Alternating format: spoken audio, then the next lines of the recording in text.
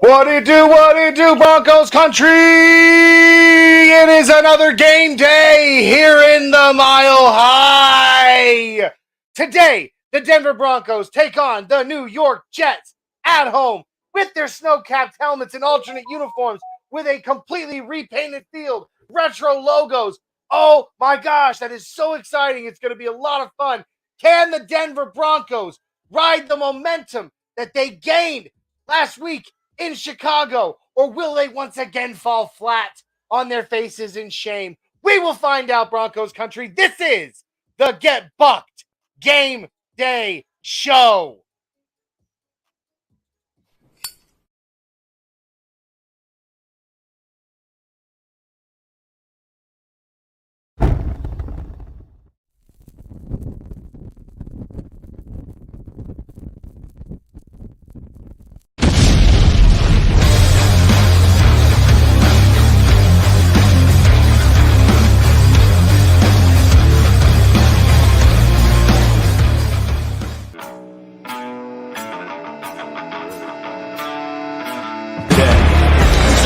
Williams takes the handoff, and Williams, nice second effort, still going. Javonte Williams carrying defenders.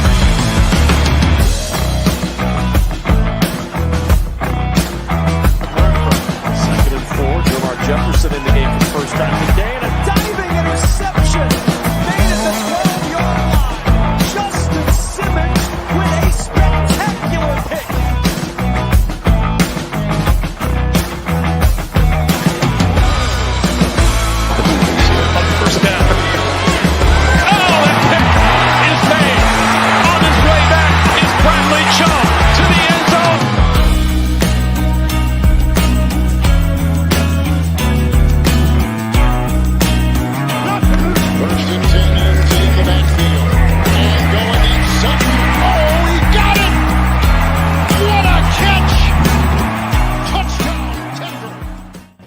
Broncos Country, let's rock.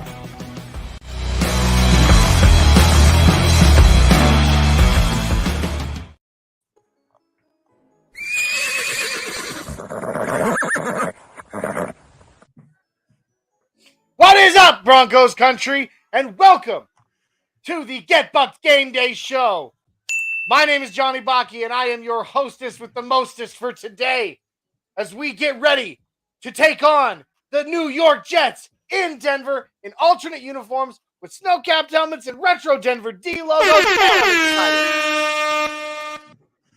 With me, my cousin, my childhood best friend, the man, the myth, the legend, the man who's everyone's dream, Jay Weaver. What's up, cuz? Dude, I'm super excited for this game just from a color standpoint. This white helmet is going to look so cool. It's going to pop. It's Broncos history, whether it's a horrible game or not, because it's a first. And, in Broncos history trivia, this will be a noteworthy game. Amen. You know what? I'm going to be honest with you. I love the helmet. I'm not so pumped about the helmet with the current Color Rush uniform as a tandem, but you know what? It's not my call. As always, it's not my call. It's not my team. I don't get a say. So, yeah. You know what? I'm excited. You know what? I think I'm as much as I'm excited to see that snow-capped helmet and something new. I am more excited to see the Denver D painted on the 50-yard line. Yeah, and the white end zones. Yeah, I mean, yeah, that sounds awesome too. But but for me, it's just the nostalgia of the Denver D at midfield. Me, man, I'm hoping when the Waltons come out, release their uniform and logo updates this offseason, I'm hoping that they go with something of like the retro D, but then they find with the horse in the middle, but they find a way to kind of incorporate the current model of the head to the top of the horse. If they can do that, basically, a marriage between the old logo and the current logo, I think that will look absolutely sick. And it will be new, but it'll give you the throwback that you like. Yeah. I think that's what they should do. Well, and not only do we have the refreshed look from a color standpoint, we're going to have a refreshed defense with a army of people coming back into the fold. Super excited to be able to see this defense fly around as well. We got our first guy in the comments. We got Jody Moncrief, friend of the show. That D getting a lot of guys back today, alluding to just that fact right there. It's going to be a fun game, I think, on both sides of the ball with interesting storylines. Good old buddy Bob Skinner, Skinny Bob, hopping in saying, "Let's get some." Yes, Love sir. it. Dave, full glassman. Hopefully you are a man of the full glass today, as he says, "Let's ride, baby." He also throws in United in orange with just a splash of cream. Yeah, the creamsicle color, not one of my favorites either, Johnny. That's why I don't own one of those jerseys. I really, eventually I'm sure I will, but I can't even think about like a player that has shined in that. Like, I think we beat Pittsburgh when we shouldn't have at home one year in that jersey, but other than that, I can't really think of a big W. I mean, don't get me wrong. I absolutely just love the color orange. It's my favorite color. Sure. That's why, I'm when I buy a jersey, it's usually the orange. The orange. But yeah, as much as I love that classic look, kind of that, at least it's something of a throwback to that classic look. Yeah. It's not the classic look. It's not the same orange. No, it's too bright. Correct. Look like highlighter. Freaking traffic cones out there. Yep. But either way, I'm excited about it. I know you're excited about it. It's just fun for there to be something different for absolutely, right? Absolutely. If we didn't have enough storyline for this game, Mr. Hackett with his old revenge tour coming back into the building. Lot to unpack from that side. I mean, all the pre-season Sean Payton comments coming in to this year. Spicy stuff. I mean, it is what it is. We've seen coaches take specific vengeance against our organization, i.e., what did we just experience in Miami? I mean, it was kind of that same kind of thing, and I think it's going to be a similar thing where we're not going to be doing late, kneel downs. I feel like we're going to be either side, both Sean Payton and Salah on the other side, or we're going. It's going to be aggressive. Period. Chippy. It's going to be chippy. Yeah, definitely. But as much as I like that storyline, it's not what I'm most excited about. I don't even think I honestly don't even think that at least the Sean Payton side of it that he even really cares about it. Like. He seems to me to be that kind of a guy. Yeah, I say it all the time. He can be a very abrasive human being. He really can.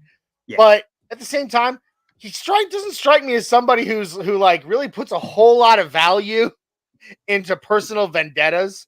He's just like, okay, I said what I said. Get over it. We're here to play football. Can we play some football? Yeah. So while the fans want to see it, I don't think he gives a crap, honestly, about that. Like, he's just like, look, it's a game. We need to win. We need to win games. Let's win this game. Mm-hmm. But either way, man, I'm just excited. It's football day. Guys, if you haven't already, please, if you like what you see and you like what you hear, like, subscribe, share, and comment. All right. You can find us on X. You can find us on Facebook. You can find the audio version of every single one of our podcasts, all of our shows, all of our content, wherever you find your favorite podcast, be it Apple, Google, Spotify, iHeartRadio. We're on all of them. And you can also, of course, find us on YouTube. Please, if you make sure you jump on over to YouTube and give us that subscribe, ding that little notification bell so that you know when we go live and you don't miss out on any of our awesome content. Jay, how was your week? Because I didn't ask. No, it was good. It was good.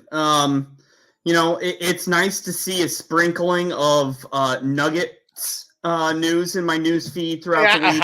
It's nice to see a splash of the Avalanche as we're going to be getting opening night here this next week.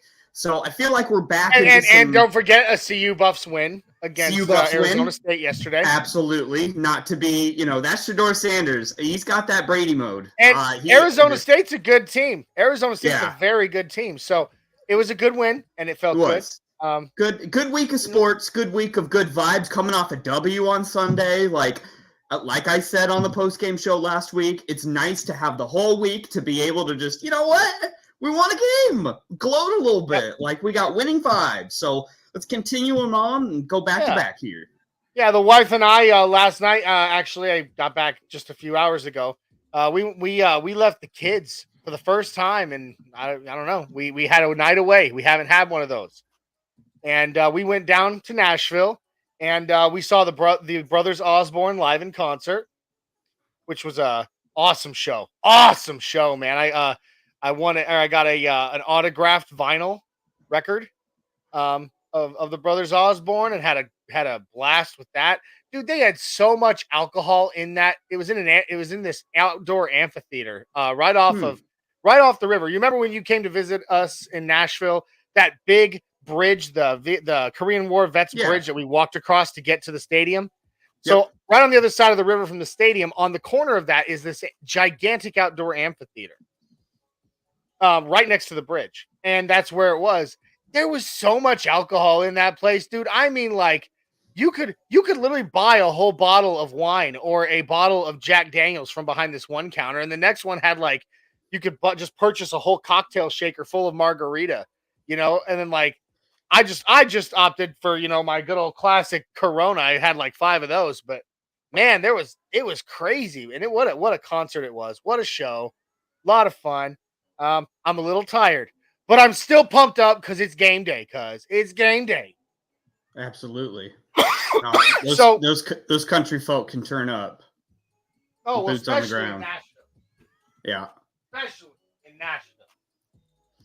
But it's Nashville's the home of it.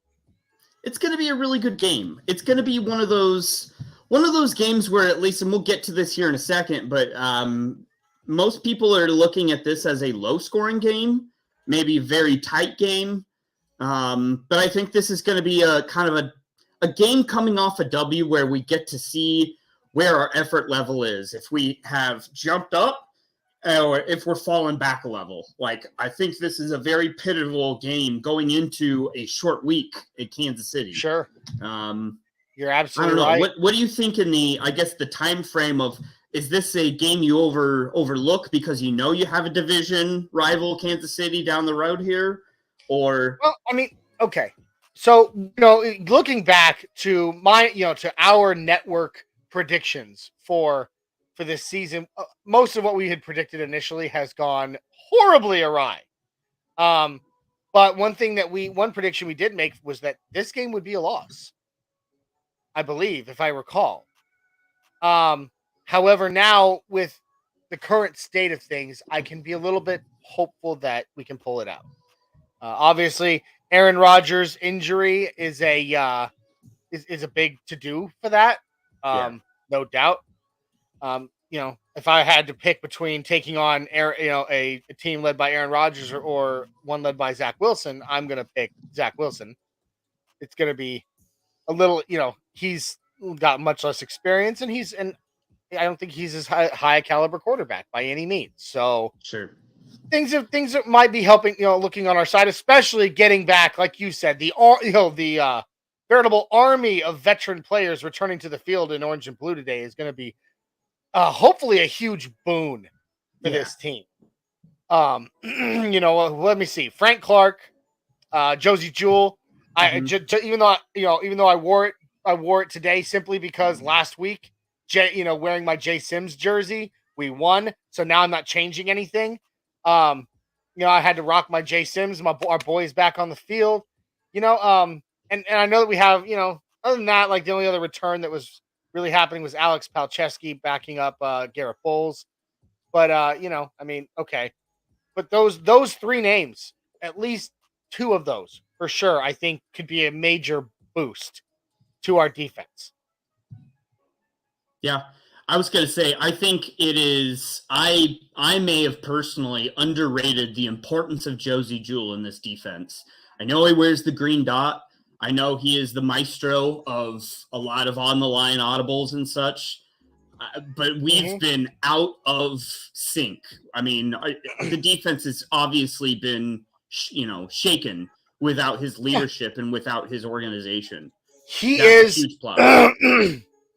Excuse me. I'm sorry. I was yelling at that concert all night, so my throat's a little. I gotta say, man, like Josie Jewell is a major catalyst, a major glue that holds this team together. And when he's not on that field, it changes things. It really, really does. You kind of hoped that wasn't the case, especially considering, he's getting older. He's coming up on, and yet another, the need to sign another contract. And we had drafted Drew Sanders to likely become the guy in that position so that we could let that, that veteran contract go. But now I would find myself questioning somewhat the idea of letting Josie walk at any point. Yeah, I mean, there's absolutely no replacement on the roster right now, at least. Not right now. I mean, could Drew Sanders develop into that? Sure. Yeah. But he's not there now. Holy crap. So real quick, other scores around the NFL update. With 4 minutes left in the fourth quarter, New Orleans up over New England 34-0. Jeez. Dude, Belichick might be done. This might be it. This might be the last year. This is him proving that once and for all he cannot do it without a guy named Tom Brady under center. No. We have a 31-16 score, Miami versus New York Giants. Predictable. And I'll give other score updates as I see them. But anyway, for this game today, Jay, what to you is the offensive key to the game? Not defensive, but offensive. Well, to me personally, Javonte Williams being out is major news, obviously. So Samaje Perine's going to probably start. Jaleel McLaughlin, our boy's going to get some good touches, I think. It's going to be interesting to see how that flow goes. I think, unfortunately, we're going to see a lot more Samaje than Jaleel today, even though I think we should do the opposite. But it's going to be, I think, one of those kind of pound it, power run kind of games. Sure. But, I definitely want to see the Cortland Sutton-Sauce Gardner matchup. The horrible pass interference to end the last game against them last year. So some redemption. And speaking of redemption, here he comes. Off the street. Here he comes. Here he comes to wreck the day. There he is. Holy guacamole. Hey. Love it. What's There up, he buddy? is. What's up? How you doing? What's up, guys? Am I lagging? How am I looking? You're good, but you have a really, really bad echo. Yeah. Really bad echo. Make sure you're hooked up to the right microphone or something, dude, because it is bad. Make sure It's you bad. shut up. Whatever. You shut up. I'm muting you. Anyway. You are muted. You are muted, sir, just until you get that figured out. All right, we're going to come back to Isaiah in just a second. He's checking something out. All right, so those are offensively, what is the absolute key, though? Yeah. I think it's the running game. What's the the facet, I guess, to our offense that's going to make it turn for you? So, I mean, yeah, I think it's the run game is paramount, but I think it's not just the running game specifically. It's the run game to set up the play action. Russ absolutely cooks when he's when he's in play action. Isaiah, you're okay. There you go. You're unmuted. Russ absolutely cooks when in play action. Yeah. You use the run. Show. Did you just start over like this is just starting over? No, sir. No. Guys, I am your host, the Broncos gentleman. If I wanted you guys to be tortured, I would send you guys to a TA black site. I'm sorry you guys had to deal with the Mile High Fighting. Dude, there is the Get From Tuesday show. Isaiah, yo, bro, you got to check that mic, dude. You were like it sounds like you're talking underwater. Like that. No, still sounds like you're underwater, bro. Yeah, like throwing a hot dog down a hallway. Yeah, it sounds like you're like yelling at us from the other end of a hallway. Yeah. So, anyway, as I was saying before, I was so rudely interrupted by a guy who thinks he gets to just start the show over. We got to pound the ball against him, right? Get that run game going. Beat up that defensive line. Get them tired. That's what she said. And then use that. And then use that to set up some dope play action passing. Check how we doing, how we sounding. So that is so much better. There you go. Oh my God. Much better. Oh, I don't know what. Johnny, you are absolutely right. You're... Yeah, the run game, and another reason why the run game is going to be important is because this is a strong defensive line, and they feast off of the passing in their secondary. So what you have to do is the offensive line, to get their confidence going, you have to come out and you have to play bully ball. And you're right, Johnny. You got to run the ball, get Quinn Miners, Ben Powers, Lloyd Cushenberry, these guys, get these guys hungry, get these guys confident.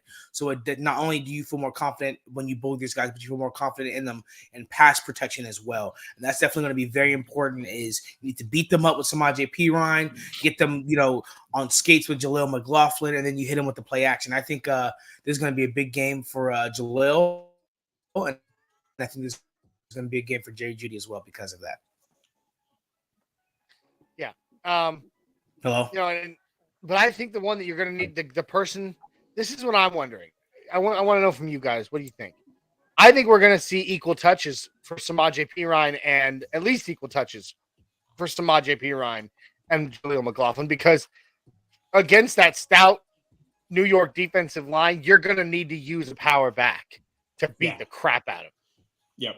And I'm sorry, as much as I love little J Mac, he is not a power back by any means. He ain't got the size, and he ain't got the strength. He's got the speed, but he is not the power back. So what do you think? Do you think we'll see equal touches or even maybe some more Samaje than we'll see McLaughlin in this game? Yeah, I think the second one. I definitely think we'll see more Samaje than we will Jaleel. Like you said, because he's bigger. I mean, you got CJ Mosley back there. You got Quentin Williams. You got to beat up these defensive linemen. I definitely think you want to get average 4.5 to 6 yards of carry with Samaje Perine. Definitely get him beat up. Definitely bring that safety down and make them need more help. Make them need more help and call for reinforcements. If they can stop your run game with their forefront and the linebackers, then you're just going to be passing the ball. So if you're averaging 4.5 to 6 yards of carry, and they're having to bring that safety down, they're having to bring in extra help, they're having to change their defensive front. Now you're making them play in your advantage. Now you're making them play your game instead of them playing their game. Now they're playing your game, and I definitely think that's important. All right, so we've talked offensive keys to the game. What's the defensive key to the game? Yeah, in your opinion. All right, Johnny, go first. What is the defensive key to the game? Cool. All right, so obviously we've already spoken on it. We're getting quite the boon of from returning veteran key players. In this one, it's I honestly think it's stopping the run, which has been an absolute devastating weakness for us. But the biggest weapon they have right now, in my opinion, especially against our defensive line, the way they've been playing. Now, granted, is Mike Purcell back today? Yes. Okay, there you go. Yeah. Mike Purcell back. Josie Jewell back. Justin Simmons. Breece Hall. But the way that we've looked so far, Breece Hall is probably the most dangerous weapon to use against us right now. We have got to shut that dude down. Yes, and I agree because, you want to make Zach Wilson play quarterback. And you want to let Jonathan Cooper, you want to let Nick Bonito get hungry and build on last game. So the way you make him play quarterback is you shut down the explosive plays, make sure PS2 is doing his job on Garrett Wilson, and you make him throw the ball, you make him find other outlets. You make what Vance Joseph wants to do is he wants to make Nathaniel Hackett coach. Make Nathaniel Hackett go deeper in that playbook. Put him in different situations where he's not used to being in, but now he has to be in. Show his amateur hour coaching ability and really show up. Jay, what do you think? His amateur hour. I like that. Well, so they said this week Breece Hall this is his first week back without a carry limit. So it is going to be number one, Breece Hall, and Dalvin Cook's going to have a significant down tick in production.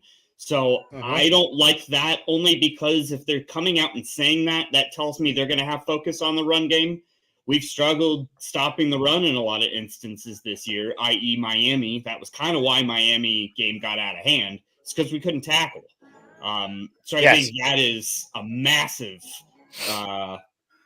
thing that needs to improve with Josie Jewell back. And I think it'll put a lot less pressure on K-Jack so that he can kind of come back to the line, come back to his like thumper role that he's really good in, because he's had to kind of play all with Jay Sims out. So it kind of allows him to go freelance a little more. Like I said, I'm rocking my Jay Sims jersey today. One, because he's back, and two, because I rocked Jay Sims last week and we won. So I didn't change nothing. I like it, Isaiah. PS2. I'm rocking PS2. And Jay, you're absolutely. Go ahead, Johnny. Quick update. Scores update around the NFL. Jaguars beat the Bills 25-10 or 25-20. The Saints are still up 34-0 on the Patriots at the 2-minute warning. The Titans put up just lost to the Colts 23-16. Interesting. Anthony the Richardson Steelers are up. First game together. Yeah. Now this one's kind of an interesting low-scoring game. The Ravens versus the Steelers. The Ravens are down 4 points to the Steelers with 52 seconds left in the game, and the Steelers have the ball. So that one probably getting close to locking out. Panthers are down. If the Steelers beat the Ravens. That's good. That knocks the Ravens down a peg come playoff time. It does. The Lions are up 42-17 over the Panthers with 5:13 left in the fourth quarter. The Texans are actually 1 point over the Falcons right now, 19-18 with only 1:30 left. And the Falcons have the ball, so they have a chance. They have Desmond a chance. Ridder, see if he can get his first game-winning drive. And the last current score update is the Dolphins on over the Giants right now, 31-16 with 1:55 left in the fourth quarter. Giants have the ball. Makes sense. Yeah, Jay, what I was saying, appreciate that, Johnny, for the game day update. What I was saying, Jay, was you're right with Justin Simmons coming back. Number one, we got to see how much we really valued and missed Justin Simmons these last couple of games. There's always been trade talks, but now I think we understand he's not getting traded because we really need him. You can't let him go. Josie Jewell and Mike Purcell coming back with increasing in tackling, but also let me put one thing out there on that exact thing. Johnny, I alluded to it earlier that I heard from Mike Kliss on a pre-game show that he was saying we were being very active. There's now front page of ESPN is Broncos receiving multiple calls and expected to be active at deadline, and that's per Adam Schefter. So now we're having multiple people coming out saying there's a lot of things going on right now. So this could be a weird looking game if things go right. Yeah, you're correct, Jane. It depends on, that's what they're waiting on is are we improving? Are we improving? Are we winning the winnable games? The games we're supposed to win, are we winning those games? And are we building momentum? Are we stacking days? If we win this game, I think the trade talks go down a little bit more.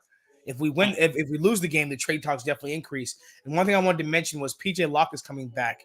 And I remember the first snap of the defense against the Raiders, Vance Joseph had three safeties on the defense in the backfield. It was Caden Stearns, K-Jack, and Justin Simmons. And me personally, I'd never seen that defense before, so it looked like Vance Joseph was getting creative with his personnel. Back to see that today again with PJ Locke coming in and watching him take over as the Caden Stearns position.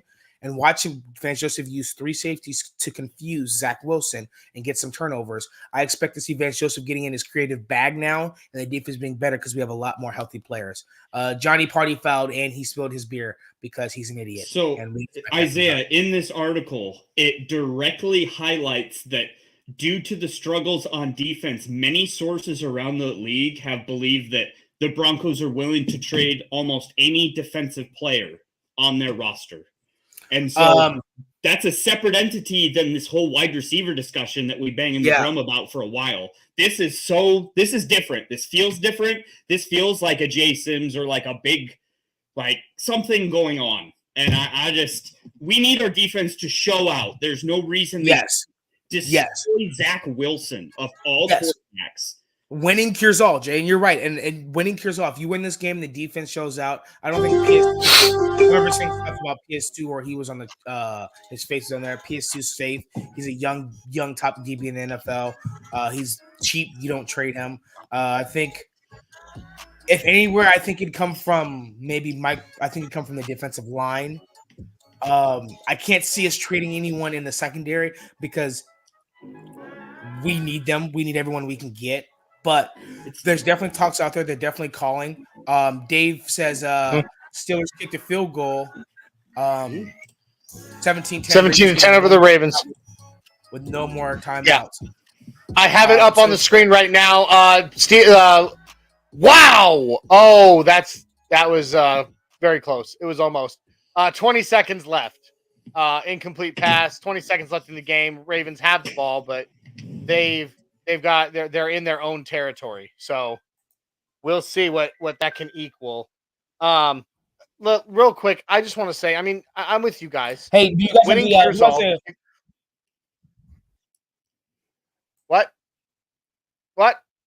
What? No, you're good. Keep going. I was going to say, winning cures all. It's very important that we get the dub. And real quick, speaking of getting the dub, you guys got to make sure that you click the link in the bio below and check out the sponsor of today's show at w.gg. That is Dubby Jitterless Energy Blend.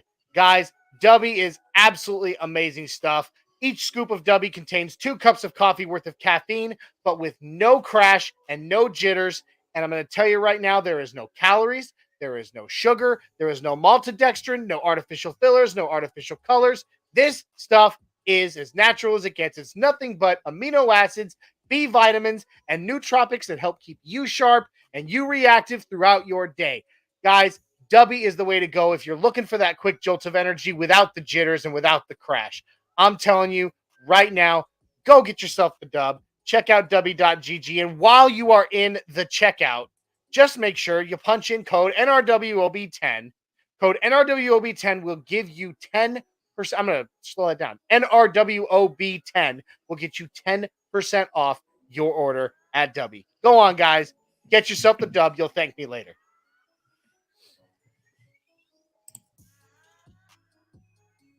That's it. Keep going. Wonderful. Thank you so much for that, Johnny. That was awesome. As you guys are doing that, either one of you guys have the injury report that we can confirm. Have you guys gone over the injury report yet? We have not. We've talked about who's coming back. Okay. But, either one of you guys have it up? All right. So the Steelers Ravens is over. Yeah, just 17-10 final. Good. I'm glad. Steelers beat the Ravens. That is good for the AFC. So, noticeable people out for today. Obviously, Javonte Williams. Perfect. Yeah, J.L. Skinner. Fabian Moreau. Thomas Incoom. And then Alex Forsett. So, not huge names. Obviously, Pookie Williams, huge name. J.L. Skinner was already out. Inactive.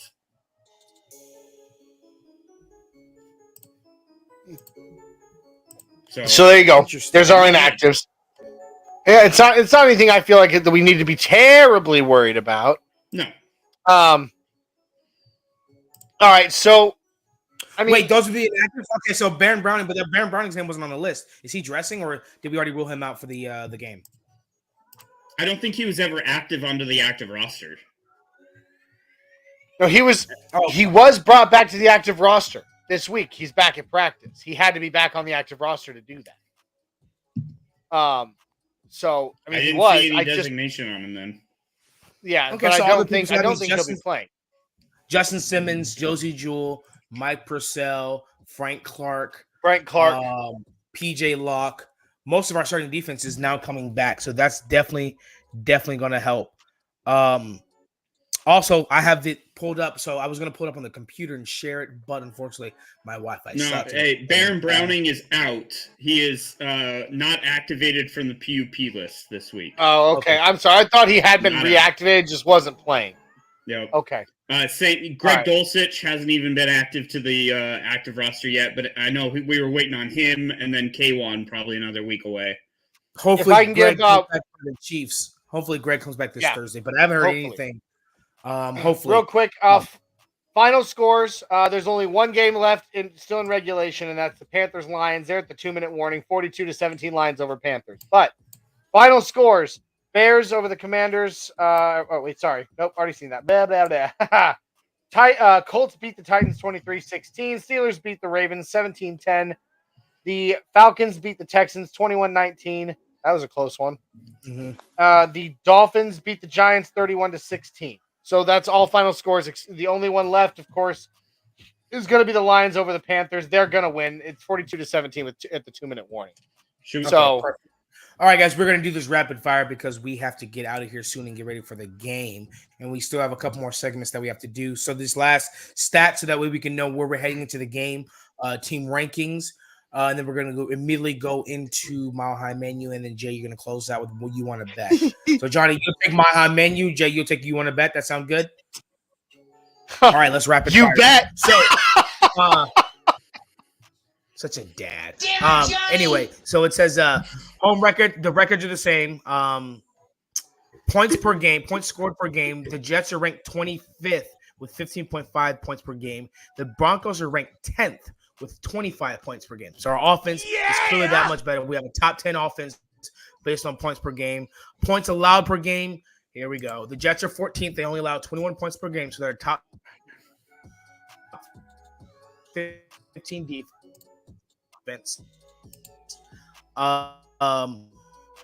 We're dead last, 37.5. That's in the middle of the pack. We're 22nd, -2. So we give away we don't get many takeaways, but we also don't turn the ball over much. So it's kind of a weird stat. That's going to change. Passing yards per game, they're 31st with 157. Pay attention to that. If our defense and secondary can step up, they're one of the worst teams in the NFL when it comes to throwing the ball. And we're 10th, 237. So rushing yards per game, we're both tied 20th with 95 rushing yards per game. As we said, the run game is going to be very important. Defense, we're 31st in defensive passing yards per game, 285th. They're 16th. Defensive rushing yards per game, we're last, 176. They're 28th with 148. Their run defense is not that good. Their run defense is not good at all. They're 28th in run defense. We're 32nd, so they're not good at all. So it's going to be a pretty good matchup. It's definitely a winnable game. And this game is definitely the first game where we can teach ourselves how not to lose versus how to win. Real quick. Game. Go ahead, Johnny, before we transition. Real quick, before Mile High Menu, one thing I wanted to tell you about that concert last night, Jay, when I was talking about that earlier today. Really exciting thing happened. The people sitting next to me, we got to talking, and we actually got really tight and exchanged phone numbers. The lady that I was sitting next to at the concert is a physical trainer for the Nashville Predators. And she gave me her number and said the next time that me and my wife are going to a Predators game, give her a call, and she'll make sure that I'm down. I get to come down and meet some players and hang out in like the VIP area and stuff. There you go. So is the VIP food? Is the VIP area? Is their food better than the regular people's food? I have no idea. I'm gonna guess so. Well, instead of guessing, why don't you just go ahead and tell us, Johnny, today what's on your Mile High Menu instead of guessing?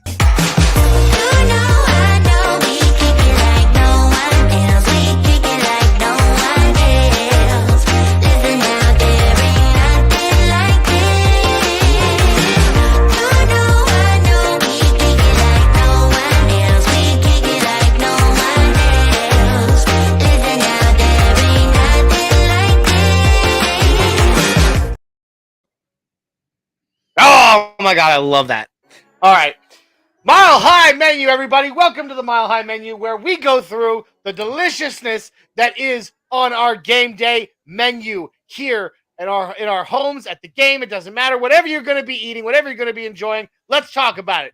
Myself today, I will be enjoying a gigantic plate of hand-breaded chicken tenders in my homemade buffalo sauce. Couldn't get wings, and I know that if I had gotten the wings and without Isaiah being here at my home, he would have crucified me. So I went ahead and I'm still doing buffalo, and I'm still hand breading them, but I'm doing it with just chicken breast tenders. And I'm doing some of that with some ranch dressing. It's going to be pretty darn good. And I think I'm just going to beyond that. I really don't have anything else. Simple. I might have some chips with some French onion dip. That's about it. That sounds good. D-Rock comes in and he says lemon pepper rotisserie chicken, dirty rice. Oh, yummy. Oh my gosh. Candy yams. Oh my God. That's like Thanksgiving. Thanksgiving yams. Yeah, dude, what is going on? All right, let us know what the event is. I know Yom Kippur was the other day, so if you're Jewish, maybe that's what that is. I don't know. But I that don't think D-Rock is Jewish. We don't know that yet. He hasn't responded. 20.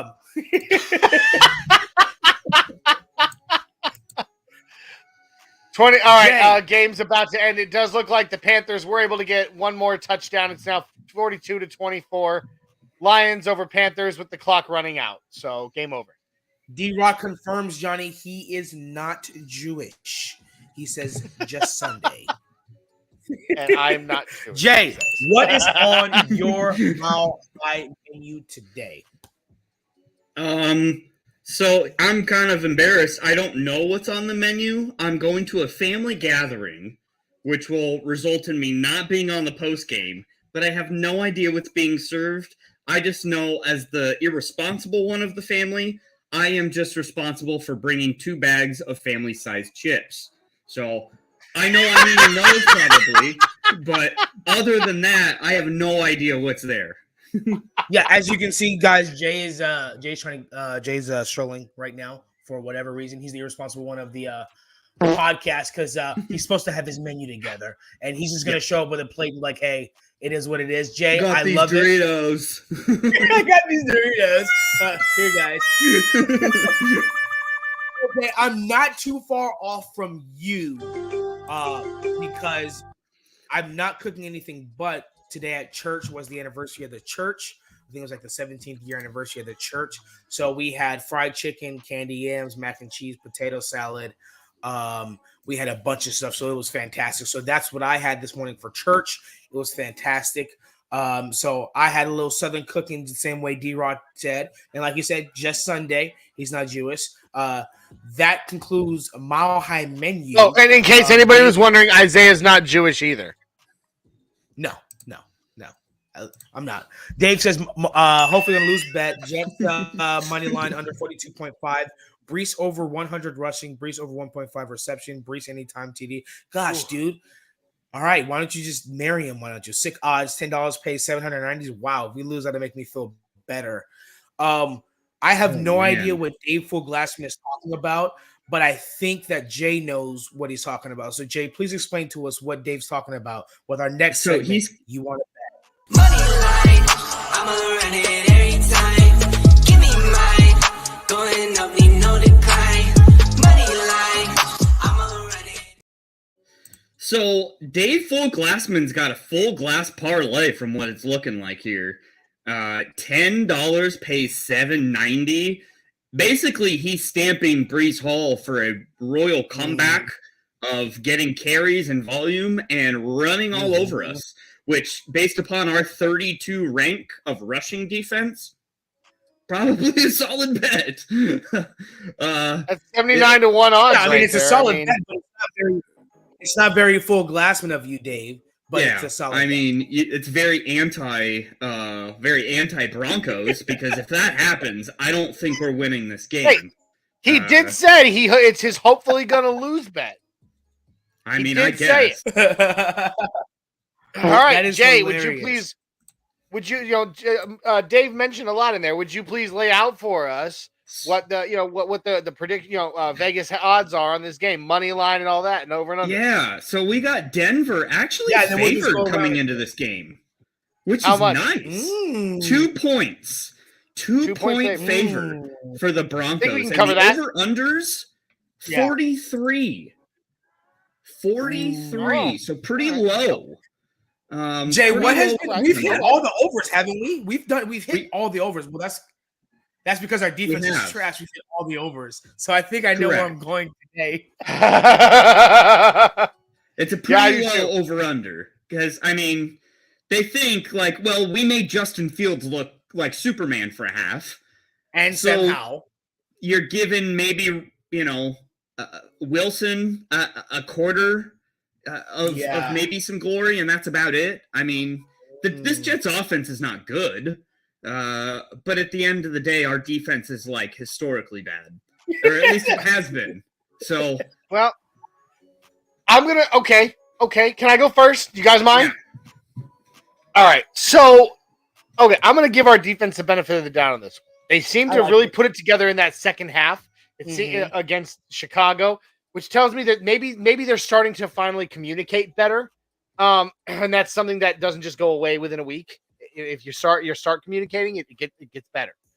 Not to mention, I'm going to give our defense more of a little bit more of the benefit of the doubt with the return of Jay Sims, Frank Clark, and Josie Jewell, who is the master general, the general supreme of the Denver Broncos defense, the field general. So what was okay? So the over under was 43, 44, right? All right. So I'm going to go ahead.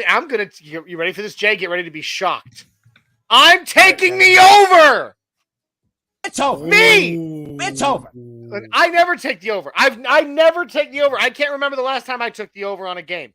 I'm taking the over on this one. Okay? Take the under. I always take the under. I'm taking the over today. It's over. The Broncos cover. Okay, Bronco win. I'm going to go with the fact that Vegas puts us as the odds-on favorites to win. We cover that 2-point spread. Woohoo. And I'm going to go ahead and I'm going to say over, but only over by 1 point. It will be a 44-point game. Broncos 27, the Jets 17. It's over.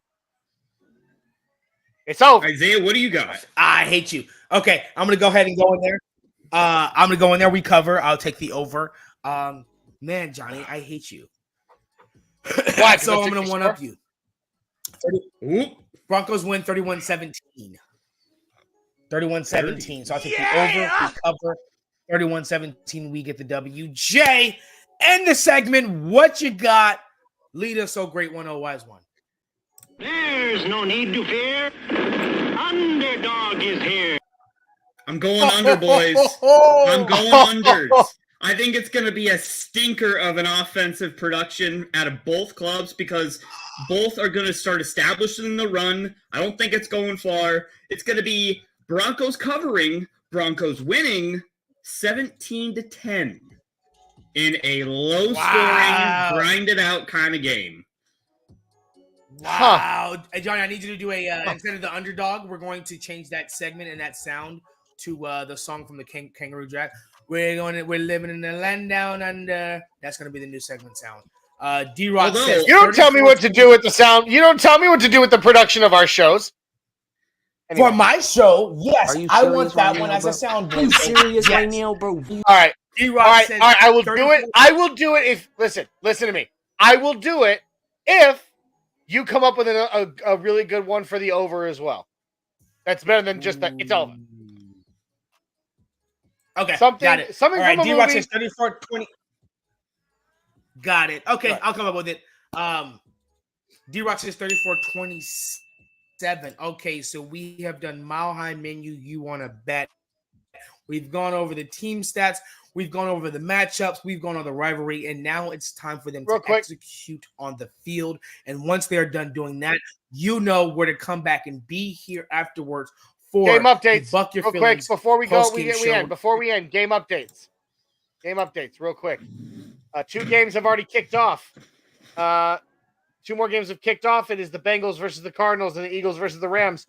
So far in the game, with 7:09 left in the first quarter, Bengals are up 7, have scored a touchdown, and the Eagles have done the same over the Rams with 8:33 left in the first. So there's already points on the board in the second round of games for the afternoon.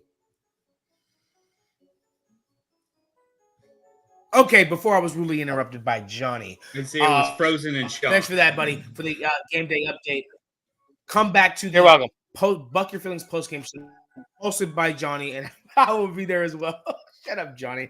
Jay won't be there. He'll be at a family gathering learning what his Mile High Menu is. Skinny Bob says 17-10 Broncos. He agrees with you as well, Jay. Don't forget, guys, that you must like this video, subscribe to the channel, and share this with your friends and family. We love it when you guys comment. We want everybody to comment and have a discussion. We don't care what team, what sport, whatever. Like, subscribe, follow us, and you can listen to the audio version on every single one of these shows and every single show we have, especially the Tuesday show that is at 7, the flagship Nothing Rhymes with Orange and Blue podcast. And then don't forget, afterwards, we have the Buck Your Feelings Game Day show. So don't forget to be here afterwards. And the New York Jets, baby, y'all can get bucked. Get fucked! Woo! Get Holy bucked. guacamole. We love you. I love it. I love it. Let's get this dubby. We're going to get this dubby. We're going to get this dubby. So we'll see you afterwards. We'll see you afterwards at the Buck Your Feelings post-game show. And we give you a mile high salute. And let's ride. Let's ride, baby. Let's go, Broncos.